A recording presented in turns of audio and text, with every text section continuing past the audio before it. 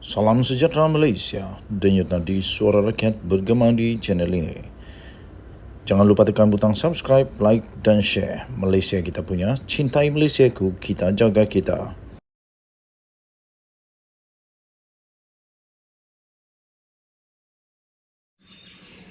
Salam sejahtera Malaysia, denyut nadi suara rakyat bergema di channel ini. Tuan-tuan dan puan-puan yang dihormati sekalian, ada satu artikel yang sangat menarik. Artikel yang ditulis oleh Sabuddin Hussein, tajuknya selepas PRN berakhir, kemana proklamasi Melayu. Tetapi saya tidak ingin membacakan artikel ini, tetapi apa yang saya ingin bacakan ialah di dalam perenggan terakhir artikel ini. Ditulis oleh Sabuddin Hussein 21 Ogos 2023. Perenggan terakhirnya berbunyi begini. Dua perenggan terakhir lah. Dua perenggan terakhir. Saya bacakan dua perenggan terakhir. Sekali lagi, kemana POM selepas ini? Terutama Tun Mahathir tentunya belum padam lagi gairahnya daripada mahu menjatuhkan Anwar. Apakah sebagai pilihan? Apakah sebagai pilihan tiada lagi pilihan? Tun Mahathir akhirnya akan menyertai PAS? Wow. Apa pendapat kamu kalau Mahathir masuk PAS? Bukankah dulu Mahathir sangat tak boleh ngam dengan PAS?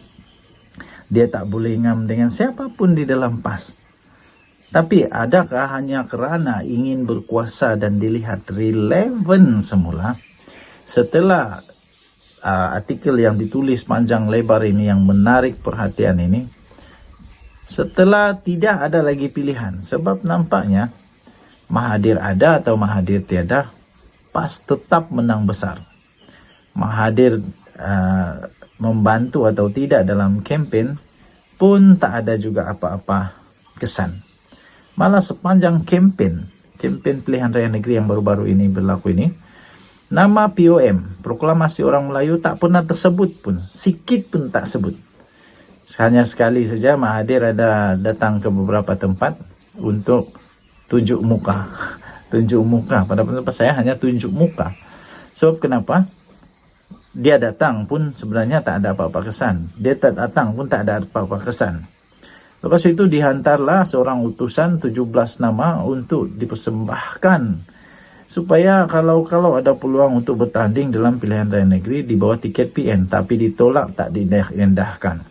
Akhirnya menang besar juga Perikatan Nasional PAS terutamanya. Jadi apakah yang ditulis oleh Sabuddin Hussein ini akan menjadi kenyataan, yaitu Tun Mahathir akan menyertai PAS? Pada saya, tak perlulah Mahathir masuk PAS. Kalau dia masuk PAS pun tak ada apa-apa fungsi. Paling-paling fungsinya untuk diri dia sendiri. Tapi fungsi untuk PAS saya rasa tak ada. Kedua, kalau dia masuk PAS, dia akan menjadi aset atau dia jadi liability kepada PAS. Saya pikir dia akan jadi liability dan bukan aset yang besar bagi PAS. Kerana ideologi daripada Mahathir dan PAS tidak sama. Tidak sama. Apa yang sama saja setakat ini, Proklamasi Orang Melayu itu saja yang diterima oleh Tok Guru Hadiawang. Dan selama ini tak ada yang pernah diterima. Okey, jadi tuan-tuan dan puan-puan yang dihormati sekalian, kalau pendapat saya, Mahathir boleh menyertai PAS. Ya, kalau dia mau, dia boleh isi borang. Tapi pada masa yang sama, pada pendapat saya, untuk bahagian PAS pula tak payahlah terima Mahathir. Kerana Mahathir bukan lagi aset yang besar untuk PAS. Tidak boleh jadi aset. Dia tidak akan boleh jadi aset pun. Dan malah dia mungkin boleh jadi liability. Dia boleh jadi salah satu punca kekalahan kalau bertanding. Mungkin boleh jadi punca kekalahan. Tapi tidak juga boleh ditolak. Ada juga masih orang-orang yang setia kepada Mahathir. Pemimpin-pemimpin yang setia dengan Mahathir. Yang masih boleh relevan lagi dalam politik Malaysia. Tapi pada pendapat saya, tak payahlah Mahathir masuk PAS. Lebih baik Mahathir bersaralah terus dari politik. Pergilah buat banyak-banyak amal ibadah.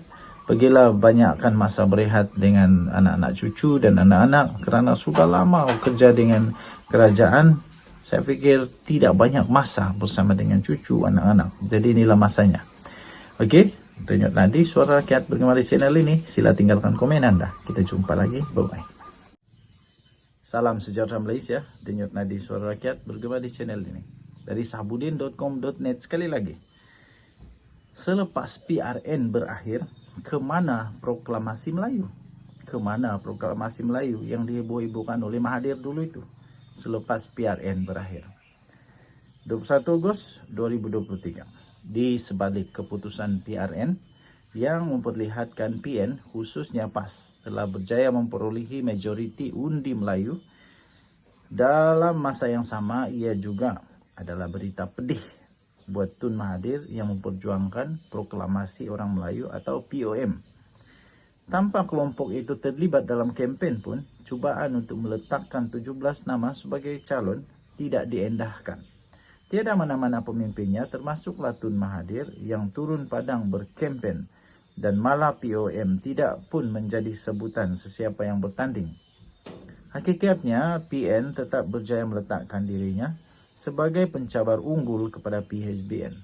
Lalu, kemana perjuangan POM selepas ini? Kalau diteliti, perjuangan POM ini digerakkan hanya setelah Tun Mahathir yang sebelumnya berjuang bersama dengan Pejuang dan GTA kalah dengan parah dan teruk sekali pada PR15 yang lalu. Untuk itu sekurang-kurangnya ada dua tujuan POM ini digerakkan. Pertama, untuk menekan dan menjatuhkan Anwar Ibrahim yang memang merupakan musuh kepada Tun Mahathir dan telah berkali-kali cuba dihalangnya daripada menjadi Perdana Menteri.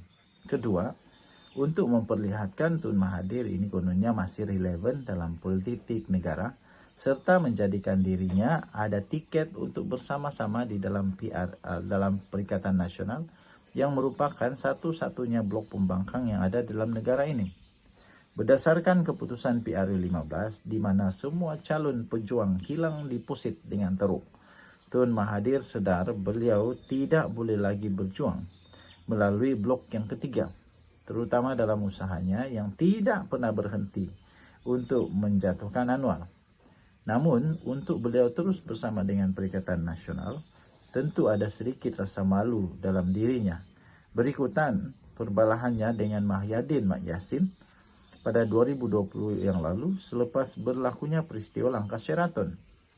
Setidak-tidaknya dengan menggagaskan POM, rasa malu untuk kembali bertaut dengan Mahyadin yang pernah memecatnya daripada Bersatu itu dapatlah dilindungi.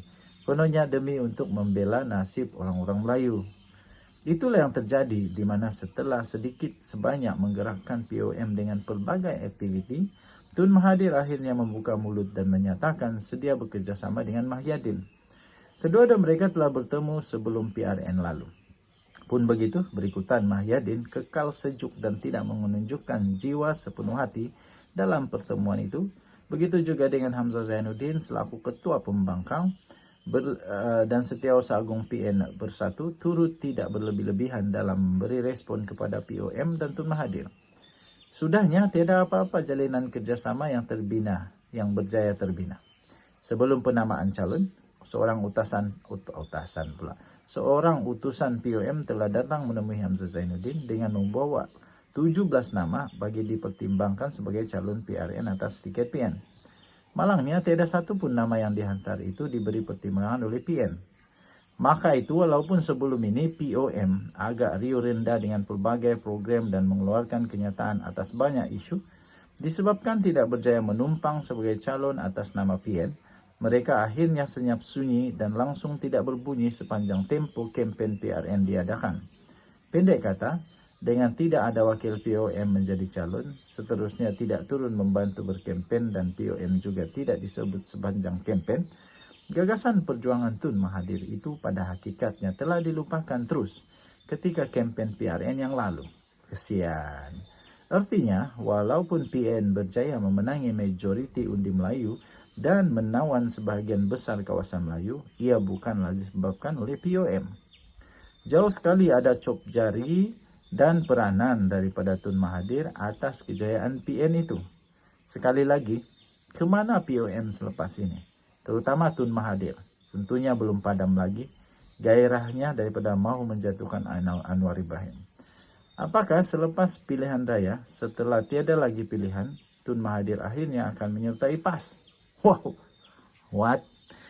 Ditulis oleh Sahabudin Hussein, 21 Agustus 2023. Adakah Mahathir akan sertai PAS? Kita jumpa lagi. Bye-bye.